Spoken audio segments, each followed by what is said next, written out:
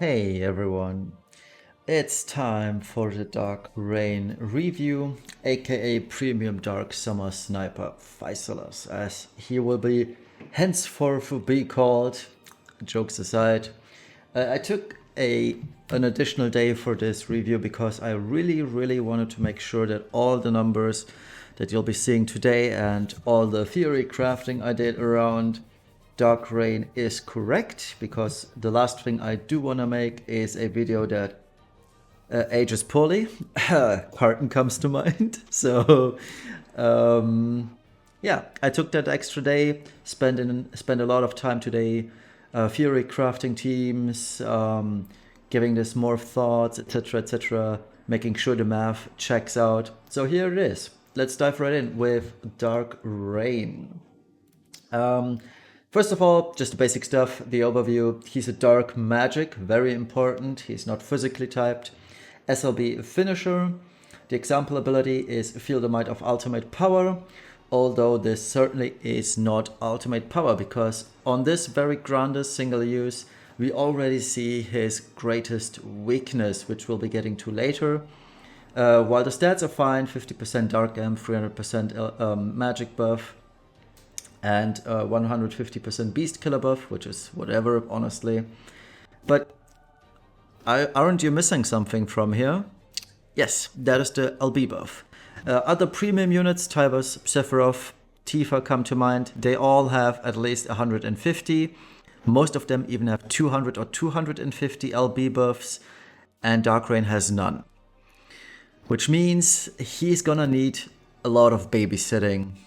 And that's a bad thing, per se, as this will make team compositions a lot harder.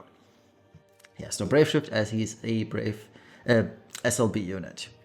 The other abilities, as you can see, he does have a 144 Dark Magic attack, which is cool, single target, bolting strike frames.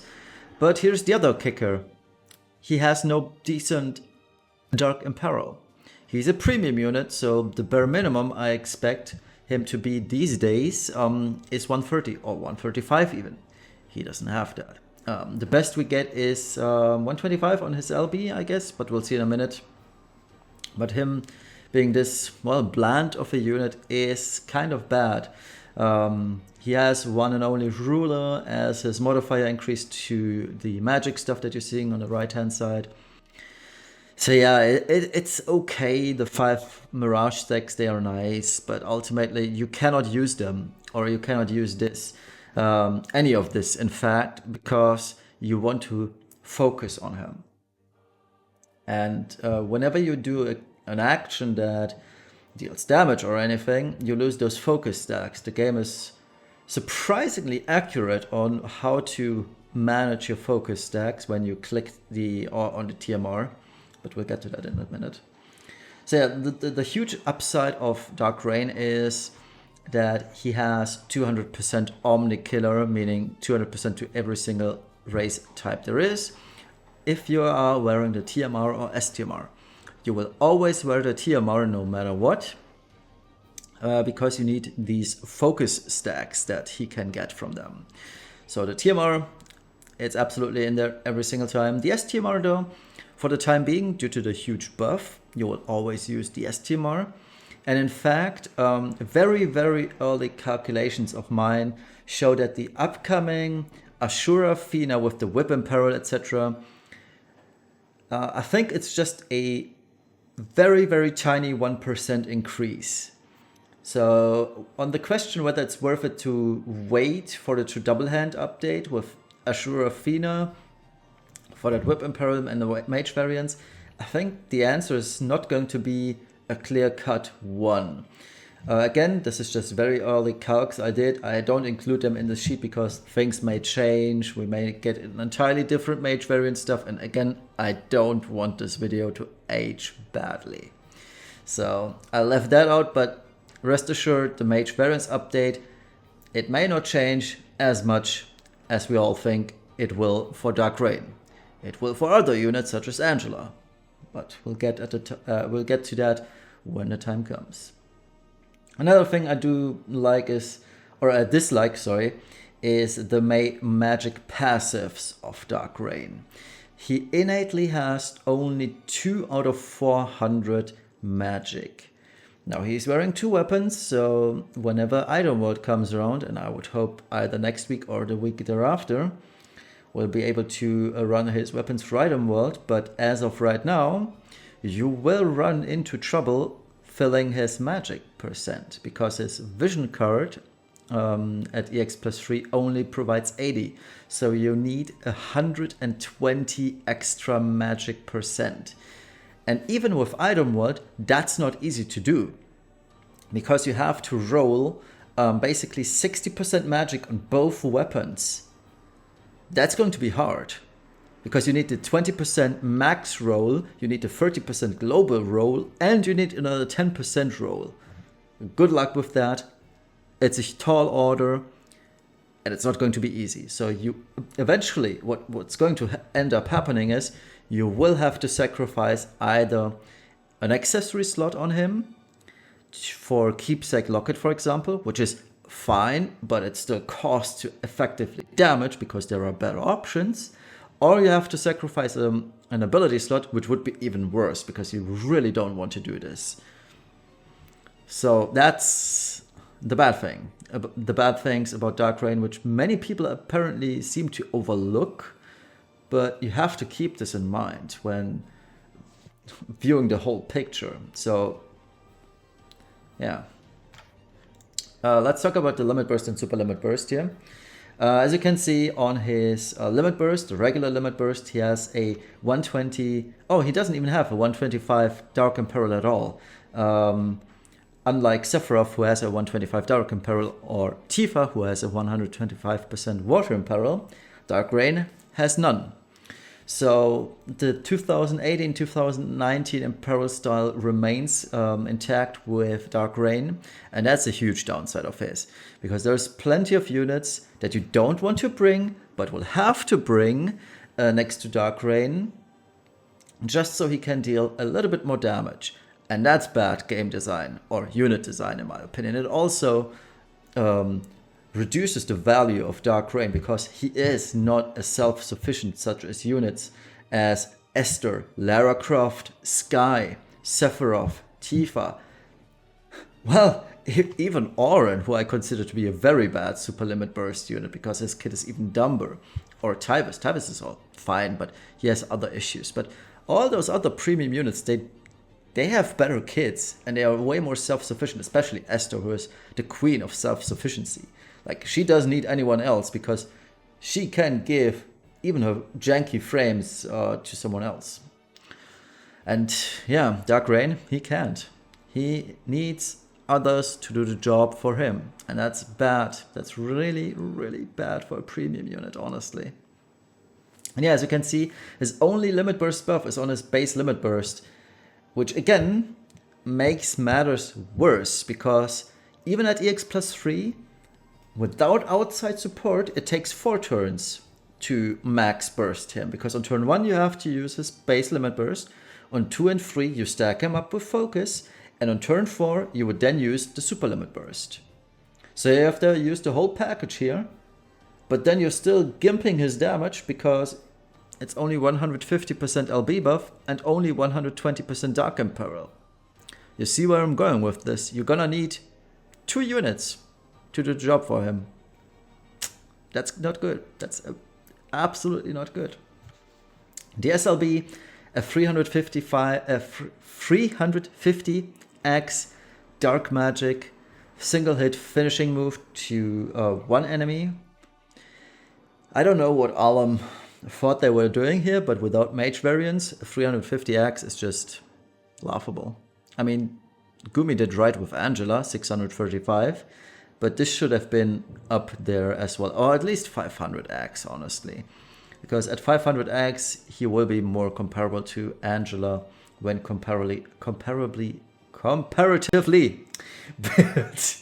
But yeah, 25 Spear Emperor, that's good, because he's using spears, so that is fine. And the rest of it, yeah, I mean, whatever.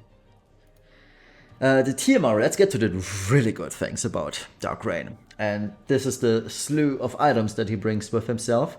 So the Trustmaster, it's an ability materia that allows you to use focus on any mage.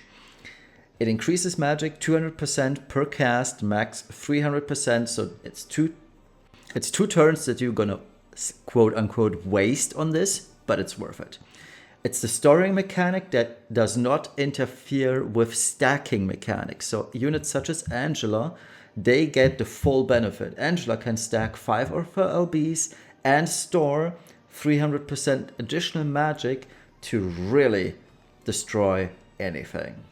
The 50% SPR reduction doesn't matter. We are not taking any damage anyway in Dark Visions, and for the most part also not in Clash of Wills. And if we do, the most dangerous part is physical damage, so that's fine. And yeah, it's an absurdly good TMR. I don't know, you probably saw my poll. I got 6 of his TMRs. I just wanted to be making sure that I can equip every single mage of mine on a 6-team mage team with this TMR, just to burst as hard as possible. The Super Trustmaster, one-handed spear, 1.0 to 1.3x variance, 220 magic, super good, 75% Reaper and Fairy Killer, both physical and magical, again, very nice, especially for units such as Angela. And for Dark Rain only, the crazy buff of 1250 static magic. It's a huge buff, 750 more static magic than the JP version. And the best part about this, it's stackable. So that's 2.5k static magic on top of Dark Rain, and it's a buff he needed, but I would argue the more severe buff would have been making his super limit burst physically typed non-elemental buff with an increased modifier. I would have preferred that over the static magic, because static magic at the end of the day, it just doesn't scale at all. It's just more on top of everything. Division card, it's, I don't know, it's crazy. Division card, 130 magic, which also is the highest base stat card in the game right now. We'll get the physical DPS equivalent at 130 attack with Knights of Grandchild very soon. But for now, this is the craziest card you'll be able to get your hands on. 80% magic, 100% LB damage, 500 static attack magic, and it's only locked to mage units. Nothing else. So every single mage unit can use this card, get the full benefit. It's just amazing.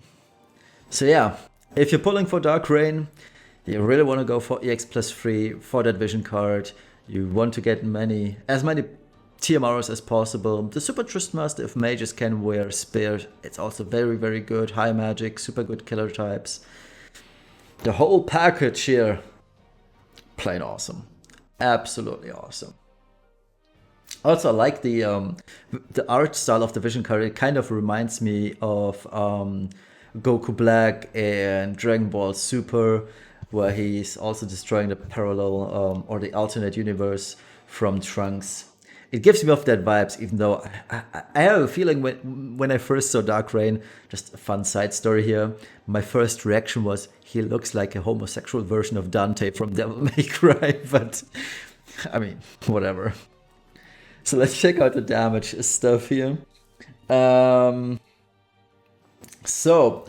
always, oops, let's move one back, that was too quick. As always, 80k defense spirit, demon aquatic boss. I decided to keep dual race even for Omni Killer units. And what I'm going to do instead is I will check with the prior point of reference and equip them to be comparable to the Omni Killer units. And you will see what I mean by that in just a minute. So this is the gear or the build from Dark Rain. Against Demon Aquatic, looking pretty good. The builder, when I made this slide, wasn't updated yet for the Global X Super Trustmaster upgrade. So you have to add 2000 magic to that. So we are clocking this in at 14.5k magic. Otherwise, his own TMR, his own vision card, double STMR, the good stuff. And due to him being Omni Killer, he can comfortably equip GF Extension as well. Okay, this is the comparison build for Angela. And it's not necessarily the best build because I put in the TMR of... yeah, I just realized I don't need the TMR. I don't know why I did this. So that's my mistake. So you can, or what you should use is you put the TMR of Angela, the TMR of Raegen into the base form of Angela, where you can freely stack, and you have one more, what's it called, slot open. So in fact, I'm gonna assume, or not gonna assume, but I'm 100% certain that it's going to be possible to 300 demon human killer Angela in this comparison build, meaning the damage that you're about to see from Angela is going to be even higher. And yeah, I will do an updated damage sheet in a pinned comment with a 300 Angela, now that I see that I made this mistake. But the magic value, it's not going to change because she is capped on magic in this build. And just for you guys to see that this is okay and this is correct, I also inserted the screenshot of my Angela. Now my Angela doesn't have the necessary item world roll, but as you can see, we are very close to that, what I projected in her from the Fury crafting, so that's fine. We can assume that the 11.723 is correct. So let's check out the damage result. Again, keep in mind that the Angela of Demon Human Killer isn't at max potential because I need the 50% more killers. But yeah, the result is pretty interesting, to say the least. With the additional human magic killer, Angela is also going to do... with the additional magic... human killer, Jesus. She's also gonna eclipse Esther in that build. But I made that mistake, so the updated sheet screenshot is going to be in a pinned comment from me below. But yeah, what's very apparent is that if you remember last week's sheet, it's very much obvious that the TMR and Vision card of Dark Raegen has a huge impact on mage DPS in general. So Angela saw a huge upgrade, more than 20% more damage than previously. It's just absurd, and this is only going to get even higher when you don't restrict units to such a bad race type such as aquatic. Human Demon Killer, it's almost 20% increase. It's more than 20% increase even for Angela, so that is absolutely crazy. And yeah, I mean, Dark Raegen, he can compare if you gimp Angela with the aquatic type. And the rarer the enemy type, insect, aquatic, for example, the better Dark Raegen becomes. However, the more common a race type is, such as human demon, for example, the less appealing Dark Raegen is getting. And Angela is getting even stronger with that, as she is going to be able to catch up to Dark Raegen. And then the only thing that's really differentiating the two is the LB mod and the magic stat. Now, Dark Raegen certainly has more magic than Angela. However, Angela has a huge upside and a huge scaling factor of being a 635 axe LB single hit finisher. Yes, stacking, obviously, that's gonna take a while, but very few Dark Vision bosses in the upcoming future will be locked to 5 turns or less. Meaning, if you want to score high in Dark Visions, you do want to go to turn 12. That is when Angela reaches her maximum burst potential. And another thing you have to keep in mind is that Angela is unlocked element. You can use whichever element you want, whereas Dark Raegen, he has the issue of being fully locked to dark. If a boss is strong against dark and 80% full resistance to any element is already pretty bad, but so it is for Angela, to be honest, things get a little bit more dicey. So Another thing to note is that Dark Rain still lags behind in DPS compared to physical DPS, especially Esther and Dragoon Kayn, by a fair amount even. So that static magic buff, while it is very, very much so necessary for him, it still cannot save him from the fact that he is less than 80% of both Esther and Kayn. Now, again, this is an aquatic type boss that we are looking at for Esther and Kayn, so when Esther and Kayn are fighting Demon Human, they will score even higher, and thus Raegen will fall behind even more. The same applies to every unit below him, such as Tybers, Oren, Adele, Graf, etc. All those units will get even closer to Dark Rain or surpass him, meaning Dark Rain is, in terms of damage, while he deals huge amount of damage for a mage, he is massively overhyped in terms of damage output when compared on a comparable slate to all DPS. That is what you should take with you. Another thing I do want to talk about is team compositions. As we've seen previously, he only has a 150% LB buff, and he only has a 120% Dark Imperil. And he pairs very well with Kryla. However, Kryla does not solve his issue of being 150 LB buff. You need another unit to do that for him. The units that come to mind are real amping units, such as Cetra Descendant Aerith, which you really don't want to bring to a fight with Dark Rain, because Aerith in that case is just a dead slot. She is focused on fire damage, whereas Rain is dark.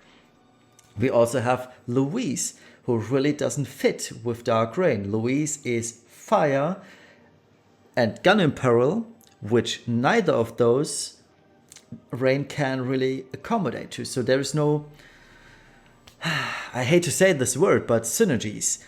And the same apply, because in economics you say scaling, like economies of scale, economies of scope, but there's no synergy, because whenever someone says synergy, they essentially mean economies of scale, scope, etc. But anyway, you get the gist. So they don't mix well, and it's even more apparent when you use the other 90% Spirit Breaker that we have, which is Lightning. Lightning doesn't do anything for Dark Rain. She has no Weapon Imperil, she has no Dark Imperil, she just has that 90% Spirit Break. So all that boils down is, what you're gonna do with a Dark Rain team is you have to gimp your team composition to make Dark Rain work.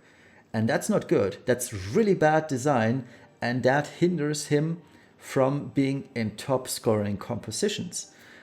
And it's going to be an issue throughout the next 6 months, because there's, other than Axstar, nobody coming that can help him. And even Axstar is bad because he's only 88% breaks with 145 Dark Imperil. That's fine, but Axstar is a physical unit.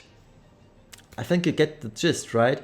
And it's still not, we're still not in a place where we can go on a full dark team and be as efficient as going for a lightning team, for example, or a fire team. Lightning team with Sakura, Esther, Kayn, etc. Or fire team with Crowned Rain, Tybers, Graf, you name it, right? So dark teams, they are in a rough spot, and Dark Rain won't help them, because he just doesn't pair well with the units we have right now, especially with the breaker units. So let's get to the verdict. Dark Rain is only a 6 out of 10. Again, this doesn't mean that Rain is bad. My scoring, as you might know by now, and I will explain this for the people who are new to this, the scoring, what it really says is, the lower your score, the more niche of a unit it is. The higher the score, a 10 out of 10 unit, for example, which Esther is for, in that matter, is a unit that has a broad variety of usage opportunities. You can use her in any content, and she will be as efficient in any content with high, very high damage outcomes. And that is Esther, basically. And Rain, Dark Rain, I should specify, he's a one-trick pony. with his high dark magic damage. So the good things about him, the Spear Imperil, the very high DPS, he is exactly 10% more damage than the previous Angela Max Burst. However, as we've seen, Angela also got a huge upgrade through his items, so that makes this kind of a moot point, but he does, or my assumptions for the damage scoring is that if he's 10% or more, he gets a +1 bonus, and he also gets a bonus for being at 80% or more damage of Angela. He surpasses her, that's why he gets +2 points. He also gets another +1 point for being a 200% Omni Killer unit and thus being a little bit easier to gear. And he gets +1 point for the amazing vision card alone. I added the TMR because I still think it's also amazing and it really deserves its spot on the good side of things. The bad side of things, however, is the 120% Dark Imperil that he has, or less than 130. However, if you recall my sheet, if a unit has either a Weapon Imperil or a 130 Imperil to the element, there is no deduction in points. So I'm not deducting any points for the missing 100% Dark Imperil, but I do want to mention that this is a very bad thing. Otherwise, he has a very bad kit design. It's very one-dimensional on the one hand. On the other hand, he only has 280% magic passive, which is very bad. And, well, he also loses 1 point to being hard-locked to Dark Element. Absolutely no party support. And I also deducted a full point because he needs babysitting. Way too much babysitting. He needs a unit for the LB buff, he needs a unit for a higher Imperil, and because he is only a 300% Grandis unit, he also gets a point deducted. And this is something that I'm going to introduce going forward. If a unit, especially for premium units only, I should state, so this will also apply to Knights of Grand Sheld in a few weeks. If the Grandis is 300% attack or magic, units are far more likely to get a point deducted. Point of reference here, yet again, is Esther. She has a 350% attack buff attached to her. It's on a limit burst, which makes things even more comfortable. It applies before the damage applies. So that's all very good. And this is why Esther is a 10 and Dark Rain is not. So at the end of the day, Dark Rain, one trick pony for dark magic damage, will be great and amazing, in fact, in dark teams, if you can make them work and if you don't hamstring your combs by using Louise or Lightning. And yeah, my final verdict is get the TMR as many times as possible, get a few STMRs of his, especially get the vision card if you can afford it, and then bench him. That's what I'm gonna do. So thank you all for watching, and this has been it.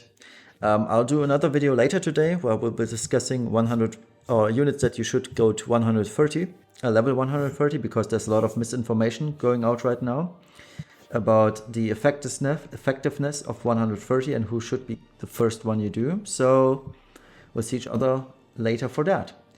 I hope this video was useful for you. Took my sweet time explaining things, so even though there should have been a 10-minute review, it got to almost half an hour, but I hope you guys know now that Raegen is massively overhyped, in terms of damage especially, but the hype around his vision card, TMR and STMR, that is fully warranted, and that is what you should be getting, vision card and TMR, and a few STMRs. Left Dilly out, bye bye.